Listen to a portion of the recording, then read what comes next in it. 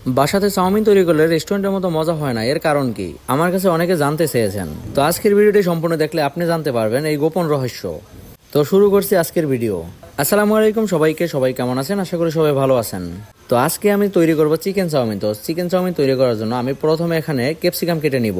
আপনারা এখানে যদি চান সেই ক্ষেত্রে অন্যান্য ভেজিটেবলও ব্যবহার করতে পারেন, যেমন বাঁধাকপি, চাইনিজ পাতা, পেঁয়াজ পাতা, টমেটো ও মাশরুম।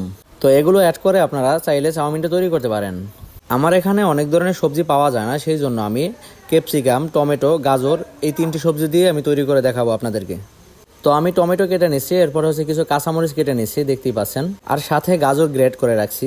তো আমার ভেজিটেবলস কাটা শেষ হয়ে গেছে, এখন হচ্ছে 2টা ডিম ভেঙে নিব। আপনার চাইলে এখানে 1:3 জন্য 3টা ডিম দিতে পারেন। এখন আমি 1:3 পরিমাণে চিকেন কেটে নিব। আপনারা যেহেতু বাসাতে তৈরি করবেন সেই ক্ষেত্রে চিকেনের পরিমাণটা বাড়িয়ে দিতে পারেন। তো চিকেনগুলো কাটা শেষ হয়ে গেছে, এখন হচ্ছে আমি ডিমের মগের ভিতরে দিয়ে দিব।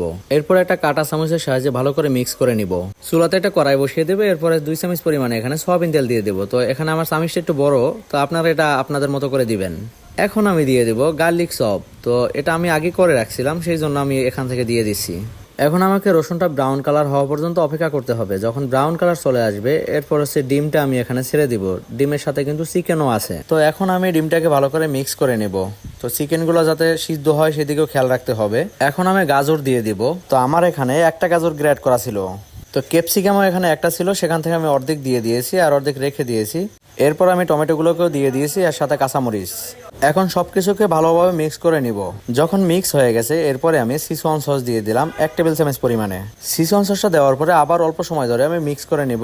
এরপরে আমি যখন দেখবো ভেজিটেবলটা সিদ্ধ হয়ে গেছে, তখন চাউমিনটি দিয়ে দিব। আমার এখানে 1:3 পরিমাণে চাউমিন ছিল। সম্পূর্ণ ভেজিটেবলের সাথে এখন চাউমিনটাকে ভালো করে মিক্স করে নিব। এখন আমি লবণ দিয়ে দিব 1/2 টেবিল চামচ পরিমাণে। চিনি দিয়ে দিব 1.5 টেবিল চামচ পরিমাণে। চিনিটা আপনারা আপনাদের পরিমাণ মতো দিবেন। আর আমি কোনো এখানে টেস্টিং সল্ট ব্যবহার করি নাই, আপনারা যদি করতে চান সেই ক্ষেত্রে করতে পারেন। তো এখন আমি দিয়ে দিব ম্যাগি সস। অল্প পরিমাণে ম্যাগি সস দিয়ে দিলাম। এরপরে আমি দিব ফিশ সস।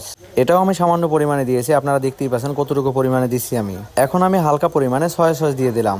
সর্বশেষ এখন আমি দিয়ে দেব ওয়েস্টার সস। তো ওয়েস্টার সসের পরিমাণটা একটু কমই দিছি আমি। তো আমার সসগুলো দেওয়া শেষ, এখন হচ্ছে আমি ভালো করে মিক্স করে নেব প্রায় 2 মিনিটের মতো। বাকি যে ক্যাপসিকামগুলো ছিল সেটা দিয়ে দিলাম এখন। সাথে দিয়ে দিব চিলি সস।